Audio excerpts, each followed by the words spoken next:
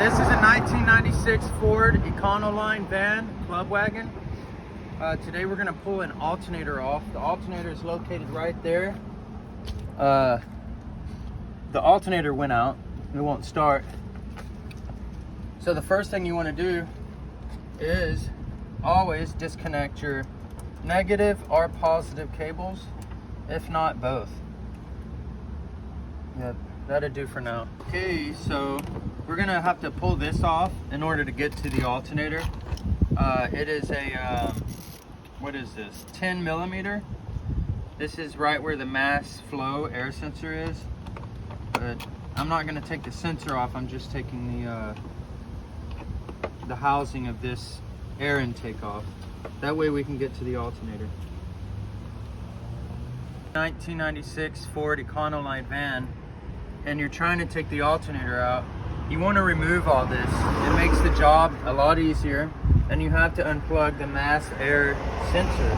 And if you're going to unplug it, be very careful. They break easy. Use a screwdriver.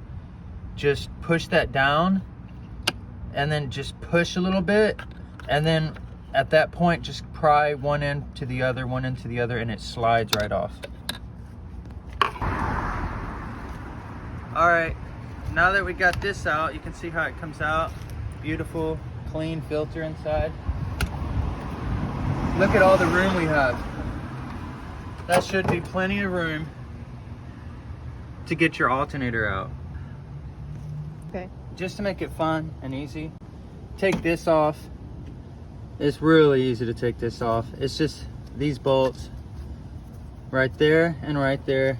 And then you really have a lot of room to adjust your tensioner.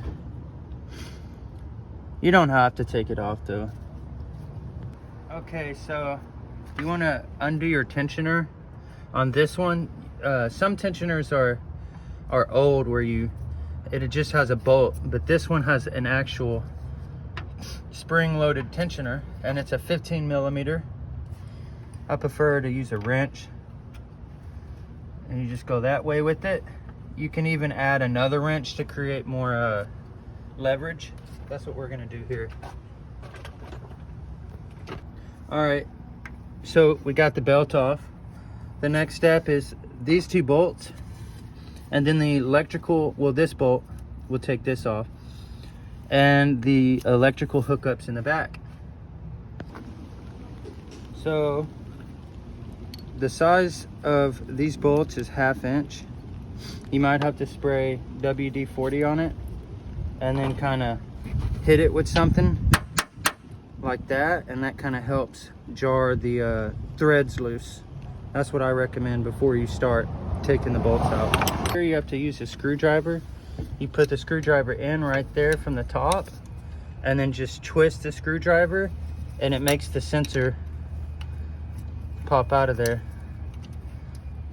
like that. See how that's doing? And then you could just remove it by hand at that point, just like that. You want to be really careful with these sensors. They break very easy. Try to put a screwdriver in between where this tab is and where the sensor is, and just create space in between the two, and then push outward and it comes out.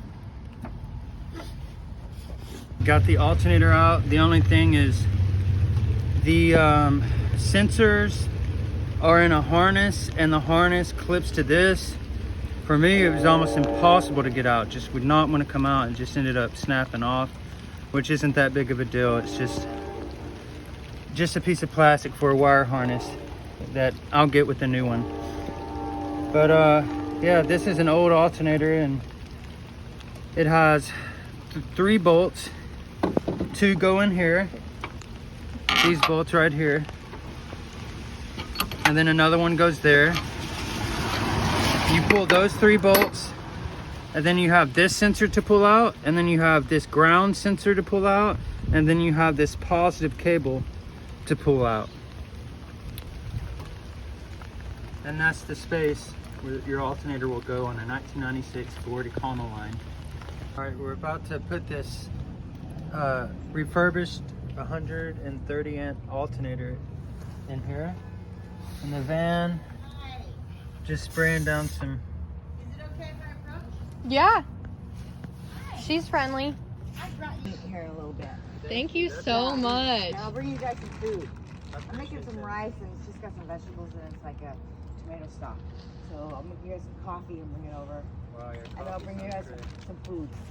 Bright and shiny new alternator, 130 amp. It's that's like 40 amps more than the last alternator. And we're gonna put it right in there. You want to kind of reverse engineer the process and do your, when you get it in there, do your wires first to make it easier. Otherwise it's going to be impossible. And then after that, then you can put the bolt brackets and stuff in place, and then do our belt, and then put our air filter in, and that's that. All right, and then before you put everything in its place, kind of soak the bolts that go in the harness. Soak it with some WD-40 or liquid wrench and let them soak to make it easier.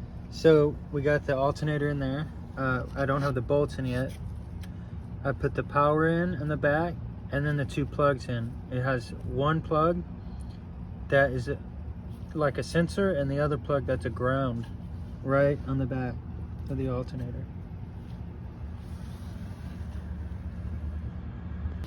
Okay, now we're gonna put these bolts in the place, and I would put the back bolt in first because it was the hardest. I always kind of like to go with the hardest first, but really that would be hard to line it up. It's hard to watch. I mean, Okay, we're gonna line it up with the top bolt first. That way the mounting holes line up easier. Because acts kind of like a guide. When you put the bolts in the other ones, it kind of guides the other ones in their proper spot to put a bolt in.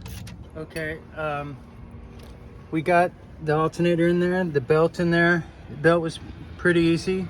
You just kind of keep it in the same pattern so it doesn't jump off of track too bad. And everything's in there, sewed up tightly. Next, we're gonna put this back together, put the terminals back on the battery, jump it, and it should crank right up. Okay, we got the alternator in. Now it's time to crank it up and see how it goes.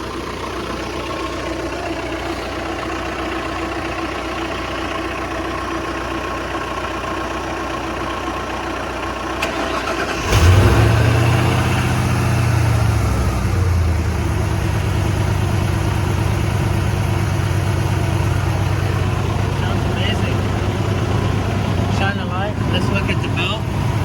Make sure everything's running right. Nice. Looks great. And that's a Gates grain belt on there. They last like 90,000 or more miles. Alright, so that was a quick, hopefully easy video for you guys on how to change an alternator on a 96 E150 Ford. That's a 5.8. I hope this helped. If it helped, please subscribe, like, and share it.